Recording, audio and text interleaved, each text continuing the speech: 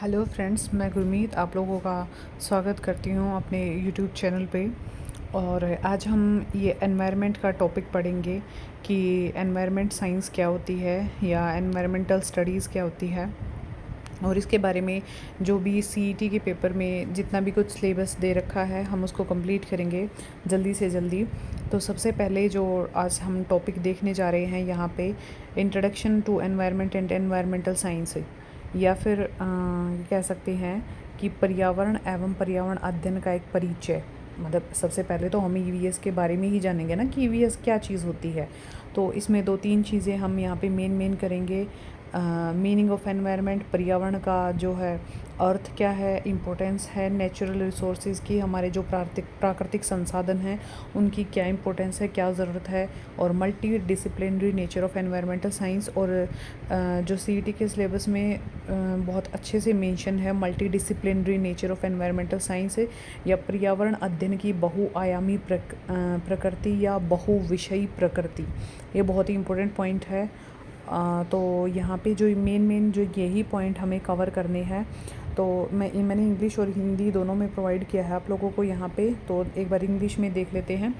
सबसे पहली बात, एनवायरनमेंट, पर्यावरण क्या चीज़ होती है भाई? पर्यावरण मतलब वो आवरण या फिर मतलब हमारे जो चारों तरफ जो भी कुछ है उसी को क्या कह रहे हैं हम? एनवायरनमेंट है। उसके अंदर चाहे फिर वो जीवित है या अजीवित, जितनी भी चीज़ें हैं, जो भी वस्तुएं हैं, वही क्या है? एनवायरनमेंट। हमारे चारों तरफ जो भी कुछ है उसी को पर्यावरण कहते हैं, उसी को एनवायरनमेंट कहते हैं। ठीक है, तो एनवायरनमेंट क्या है? हमारे चारों तरफ का जो भी कुछ सिस्टम है। Environment is made up of the word environ which literally means encircle, मतलब एनसर्कल कर देना, घेर लेना। ठीक है ना? एनवायरन का मतलब क्या है? घेर लेना। तो environment means everything that surround us, हमारे चारों तरफ जो भी कुछ है जो हमें घेरे हुई है उसी को क्या कहते हैं हम? एनवायरनमेंट। जैसे ऑल लिविंग थिंग्स, जितनी भी लिविंग थिंग्स हैं सारी की सारी, जैसे animal, plants, forest, fungi etcetera. और जितनी नॉन लिविंग थिंग्स हैं, all non living things, river, oceans, clouds, soil, rock, mineral, air, मतलब ये नॉन मतलब एबायोटिक फैक्टर्स कह सकते हैं जिन्हें नॉन लिविंग थिंग्स से। और तीसरा है interaction with living beings and with non living things, मतलब जीवित हो रहा है, जीवित का जो भी इंटरेक्शन है, जो भी इंटर रिलेशन है, तीसरा फैक्टर वो है। तो कुल मिला के हमारे चारों तरफ जो भी कुछ है, चाहे वो पानी है, हवा है, या फिर प्लांट्स हैं, एनिमल्स हैं, कुछ भी है, फंजाई है, कवक है, पेड़ पौधे, रिवर्स, ओशंस, क्लाउड्स, रॉक्स, जो भी कुछ हमारे चारों तरफ है वही क्या है? एनवायरनमेंट है। ठीक है, तो मे भी आपको पॉइंट क्लियर हुआ होगा। एक बार हिंदी में भी देख लो। यहाँ पे पर्यावरण शब्द परि एवं आवरण शब्दों से मिलकर बना हुआ है, जिसका अर्थ हमारे चारों ओर से के आवरण से है। इसमें शामिल हैं जैसे सारी समस्त सजीव, निर्जीव और उन दोनों का आपस में रिलेशन। ठीक है, तो ये था हमारा पर्यावरण जो हमने यहाँ पे देखा। और some important points fundamental to the environment science and nature conservation. कुछ एक पॉइंट हैं जो हमारे नेचर के कंजर्वेशन के रिगार्डिंग है। हमारा जो पर्यावरण विज्ञान है और हमारा जो जैविक जो संरक्षण है उसके आधार पे कुछ मोटे मोटे से पॉइंट दिए हैं, आप लोग पढ़ सकते हैं इनको। कि मानव पर्यावरण का जो महत्वपूर्ण अंग है, बिल्कुल है। अन्य जीव जंतु भी समान रूप से महत्वपूर्ण है, बिल्कुल हैं। और हम जो है अपने भोजन की ज़रूरत के लिए या फिर आसपास के जितने जीव जंतु हैं वो भोजन के लिए इस पर्यावरण का जो है उपभोग कर रहे हैं, पर्यावरण का जो है यूज़ कर रहे हैं। और जो मानव है वो एक सबसे ज़्यादा रिस्पॉन्सिबल है एनवायरनमेंट के लिए। क्यों? क्योंकि जितने भी जीव हैं उनमें सबसे बुद्धिमान जो है वो मानव ही है, बुद्धिमान सब प्राणी जो है वो मानव ही है। इसीलिए जो है हमें अपना जो पर्यावरण है उसका संरक्षण करना चाहिए। ठीक है, कुल मिला के ये बात है कि हमारे जो एनवायरनमेंट है हमें उसका संरक्षण करना चाहिए ताकि हमारी आने वाली जनरेशन भी इनका जो है लाभ उठा सके। ठीक है। चलिएगा, इंटरेक्शन विद एनवायरनमेंट, एनवायरनमेंट के साथ क्या अंतर संबंध है। देखो यहाँ पे थोड़ा सा दे रखा है कि हम क्या लेते हैं इस एनवायरनमेंट से और हम एनवायरनमेंट को बदले में दे क्या रहे हैं। हम कुछ नहीं दे रहे हैं, पोल्यूशन के अलावा हम कुछ एनवायरनमेंट को कुछ नहीं दे रहे हैं। हम जो है ऑक्सीजन लेते हैं, भोजन लेते हैं, कपड़े, धन संपदा, घर, प्राकृतिक संपदा, प्राकृतिक सौंदर्य, मानसिक शांति, सब कुछ लेते हैं हम इस एनवायरनमेंट से। लेकिन बदले में हम क्या देते हैं, कार्बन डाइऑक्साइड देते हैं, कार्बनिक प्रदूषक, अकार्बनिक प्रदूषक, ठोस अपशिष्ट, सॉलिड वेस्ट, जिनको मैनेज करना बहुत ज़्यादा मुश्किल है और आज के टाइम पे तो बहुत ज़्यादा सॉलिड वेस्ट हो रहा है। जैव विविधता की हानि, बायोडाइवर्सिटी लॉस हो रहा है, हमारे जीव जंतु जो है वो मर रहे हैं, अस्त्र शस्त्रों का निर्माण, मानव की ही हानि होगी। इन सभी चीज़ों से क्या होगा भाई, पर्यावरण में क्या हो सकता है कि इस बुद्धिमान व्यक्ति का ही कुछ ख़राब हो सकता है, तो हमें ही लॉस होगा इस चीज़ का। ठीक है, तो ये हमारी इंटरेक्शन है इस एनवायरनमेंट के साथ कि हम क्या दे रहे हैं और क्या ले रहे हैं। तो अब हम कुल मिला के एक बार मोटा सा पॉइंट देख लेते हैं कि एनवायरनमेंट साइंस है वो क्या है। ईवीएस जो है वो क्या है, हमारे चारों तरफ का वातावरण है।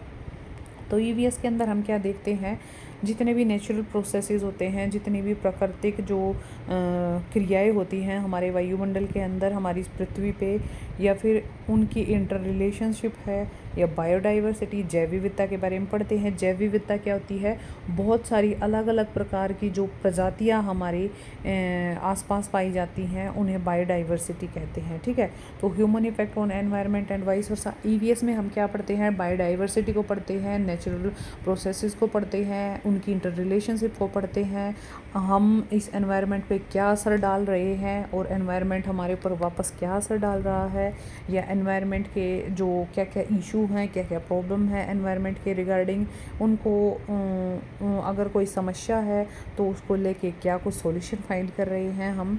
ठीक है, तो क्या कुछ सॉल्यूशन फाइंड कर भी सकते हैं। तो पर्यावरण विज्ञान में हम क्या पढ़ते हैं, पर्यावरण विज्ञान में हम प्राकृतिक क्रियाओं को पढ़ते हैं, उनके संबंधों को, जैव विविधता को, मानव के पर्यावरण एवं पर्यावरण का मानव पर क्या प्रभाव पड़ रहा है आपस में इनका, और बहुत सारे जो मुद्दे हैं, समस्याएं हैं, उन पे जो उनका क्या क्या क्या सॉल्यूशन हो सकता है, क्या निदान हो सकता है, ये चीज़ हम पर्यावरण विज्ञान के अंतर्गत पढ़ते हैं। ठीक है, चलिए अब बहुत महत्वपूर्ण कॉन्सेप्ट आता है, multi disciplinary nature of environmental studies, बहुआयामी प्रकृति। अब इस बहुआयामी प्रकृति का क्या मतलब है। बहुआयामी, बहुआयामी या हम इसे बहु विषय भी लिख सकते हैं, बहु विषय। ठीक है, तो यहाँ पे जो ईवीएस है वो बहुत सारे सब्जेक्ट्स का कॉम्बिनेशन है। ठीक है, इस ईवीएस के अंदर हम बहुत सारे अलग अलग सब्जेक्ट्स को पढ़ते हैं। ठीक है, और दूसरी बात आप यहाँ पे देख पा रहे हो, ये अलग अलग सब्जेक्ट्स क्या क्या हैं, इकोलॉजी है, बायोलॉजी है, केमिस्ट्री है, एटमॉस्फेरिक साइंस है, oceanography, zoology, archaeology, anthropology, sociology, history, political, engineering, economics, ethics. ये सारी चीज़ें क्या हैं, ये बहुत सारे सब्जेक्ट हैं। आप लोग जो है जानते हैं कि ये सारे अलग अलग सब्जेक्ट हैं। ठीक है, और ये सारे सब्जेक्ट हम ईवीएस के अंतर्गत पढ़ते हैं, तो इसी को हम कहते हैं बहुविषयी या बहुआयामी प्रकृति। अगर हमें ईवीएस को जानना है तो हमें इन सब्जेक्ट्स के बारे में ज्ञान होना ज़रूरी है। वो कैसे, जैसे हमारी बायोलॉजी है, बायोलॉजी में हम क्या पढ़ते हैं, बायोलॉजी में बहुत सारे जीवों के बारे में और बहुत सारी वनस्पति के बारे में पढ़ते हैं। ठीक है, जब हमें उन वनस्पतियों का ज्ञान होगा, उन जीवों का ज्ञान होगा कि जो पेड़ पौधे हैं वो हमें ऑक्सीजन दे रहे हैं, कार्बन डाइऑक्साइड ले रहे हैं, हमारी जो है हमें बहुत सारी जो है धन संपदा दे रहे हैं, पेड़ पौधे या ये जो जानवर हैं वो हमारे लिए बहुत आवश्यक हैं। जैसे केचुआ है वो हमारे लिए आवश्यक है, जिसे किसान का मित्र कहा जाता है। तो ऐसे ही जैसे फंजाई वगैरह हैं और बहुत सारे जो है बैक्टीरिया भी हेल्पफुल होते हैं। तो मतलब कुल मिला के जो जीव हैं वो हमारे एनवायरनमेंट के लिए क्या है, आवश्यक है। तो अगर हम बायोलॉजी के बारे में पता है हमें कि बायोलॉजी क्या चीज़ है, तभी तो हम ईवीएस के बारे में पढ़ेंगे। अगर आप लोगों को यही नहीं पता कि पेड़ हमें ऑक्सीजन दे रहे हैं, तो आप लोग किस लिए ईवीएस पढ़ रहे हो। ईवीएस अगर मान लो पोल्यूशन हो रहा है पृथ्वी पर, तो ईवीएस में हम क्या है ये चीज़ पढ़ रहे हैं ना, soil pollution, air pollution, noise pollution, water pollution. अगर इन पोल्यूशन का ही नहीं पता आप लोगों को तो आप लोग पढ़ोगे क्या ईवीएस को, है कि नहीं है। तो बायोलॉजी अगर आपको पता होगी तो आप ईवीएस पढ़ पाओगे। अगर केमिस्ट्री है, बहुत सारे केमिकल चेंजेस होते हैं, जैसे बहुत सारी केमिकल्स होते हैं, उनका क्या इम्पैक्ट हो सकता है, केमिकल चेंजेस की वजह से क्या हो सकता है, तो ये चीज़ें हम केमिस्ट्री में पढ़ते हैं। और बहुत सारे जो केमिकल्स हैं हम उनको नदियों के अंदर डंप कर रहे हैं या उनको खुले छोड़ रहे हैं, तो ये क्या है हमारे जो एनवायरनमेंट पे है वो किस प्रकार से इम्पैक्ट डालेंगे। तो ये तभी तो पढ़ पाओगे ना जब आप केमिस्ट्री के बारे में पता होगा। ऐसे ही एटमॉस्फेरिक साइंस है, हम हमारे अगर मान लो पोल्यूशन क्रिएट कर रहे हैं तो उससे हमारा एटमॉस्फेयर पे क्या फ़र्क पड़ेगा। इस एटमॉस्फेरिक साइंस को अगर आप लोग पढ़ोगे, आपके स्ट्रेटोस्फियर को, आपके जितने भी स्पीयर्स हैं वायुमंडल के अंदर, उन सभी को पढ़ोगे तभी तो आप लोग पता कर पाओगे ना कि ओजोन परत पे ओजोन कौन से परत मंडल में है, या फिर ओजोन पे जो परत है उस पर क्या इम्पैक्ट होगा हमारे इस वायुमंडल में। तो ये एटमॉस्फेरिक साइंस का अगर पता होगा तो ईवीएस का पता होगा आप लोगों को। ऐसे ही जियोलॉजी है, आर्चियोलॉजी है। जैसे जियोलॉजी है, पृथ्वी के अंदर क्या कुछ चेंजेस हो रहे हैं, उन चेंजेस की वजह से, जैसे भूस्खलन, अर्थक्वेक्स, भूकंप वगैरह, या फिर और भी बहुत सारी प्रॉब्लम्स हैं। तो ये चेंजेस होंगे, वो पृथ्वी के अंदर जो भी चेंजेस होंगे वो हम जियोलॉजी के अंदर पढ़ेंगे। और उसकी वजह से हमारे एनवायरनमेंट के अंदर क्या चेंज हो रहे हैं, क्या आपदाएं आ रही हैं, वो हम किसके अंदर पढ़ेंगे, जियोलॉजी के अंदर पढ़ेंगे। ऐसे ही पुरातत्व विज्ञान का ज्ञान होना चाहिए, एंथ्रोपोलॉजी, मानवों के बारे में ज्ञान होना चाहिए कि मानव शरीर का अध्ययन है, मानव शास्त्र है उसका अध्ययन करेंगे। सोशियोलॉजी, अगर एंथ्रोपोलॉजी ही अगर आप मतलब मानव का अध्ययन करेंगे तो आप पता लगा पाएंगे ना कि मानव के शरीर पर क्या असर हो सकता है। अगर यहाँ पे प्रदूषण होगा या ओवर एक्सप्लॉयटेशन होगा, चीज़ों का ज़रूरत से ज़्यादा यूज़ करेंगे तो जैसे हिस्ट्री है, हिस्ट्री क्या बताती है, बहुत सारी पुराने समय की आपदाओं के बारे में बताती है। बहुत सारी अलग अलग जो है जैसे सभ्यताएं थी वो नष्ट हो गई हैं ओवर एक्सप्लॉयटेशन की वजह से। एनवायरनमेंट का अच्छी प्रकार से प्रयोग ना करके जो है बहुत सारी क्या है सभ्यताएं हैं नष्ट हुई हैं। तो ये सब हम कहाँ पढ़ते हैं, हिस्ट्री में पढ़ते हैं। तो जब हिस्ट्री का ज्ञान होगा तो ही आप ईवीएस पढ़ पाओगे। ऐसे ही पॉलिटिकल साइंस है कि हमारा दूसरे देशों के साथ कैसे इंटर रिलेशंस हैं और कैसे हम उनके साथ अलग अलग एनवायरनमेंट को लेकर मुद्दों पे बात करते हैं। ऐसे ही इंजीनियरिंग में कैसे क्या हम कर रहे हैं और उस इंजीनियरिंग का हमारे जो है एनवायरनमेंट पे क्या इम्पेक्ट पड़ रहा है।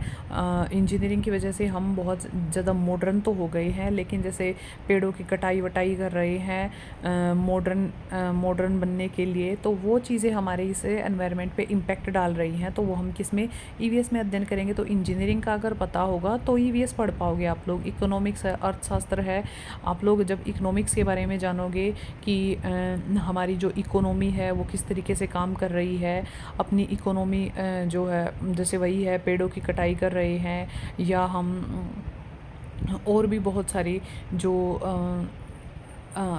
आपदाओं के लिए हम जो है इनविटेशन दे रहे हैं हमारे एनवायरनमेंट को, तो वो क्या है हमारे जो एनवायरनमेंट के ख़िलाफ़ है। ठीक है। इकोनॉमी का मतलब यहाँ पे इकोनॉमिक्स का मेन हो सकता है कि जैसे हम अपनी इकोनॉमिक्स को बढ़ाने के लिए इस एनवायरनमेंट पे इम्पैक्ट डाल रहे हैं, पेड़ों की कटाई कर रहे हैं, या फिर जो है नदियों में जो है बहुत सारे बांध पावर प्रोजेक्ट्स कर रहे हैं। तो उनकी वजह से हमारे जो जितने जलीय जीव वगैरह हैं उन पे हानि हो रही है। तो हम अपनी इकोनॉमिक्स को सुधारने के लिए इस एनवायरनमेंट पे इफ़ेक्ट डाल रहे हैं। ठीक है। तो ये सारी चीज़ें, इन सभी चीज़ों के बारे में आपको ज्ञान होगा तो आप ईवीएस को पढ़ पाओगे। ठीक है। तो मल्टी डिसिप्लिनरी नेचर का मतलब कुल मिला के यही है कि बहुत सारे सब्जेक्ट का कॉम्बिनेशन है हमारी ईवीएस। ठीक है। ओके, चलेगा। मिलते हैं नेक्स्ट किसी बढ़िया से टॉपिक को लेके, बढ़िया से टॉपिक को क्या लेके, इसके ही नेक्स्ट टॉपिक में मिलेंगे। और तब तक इसको पढ़िएगा अच्छे से। Thank you, have a nice day.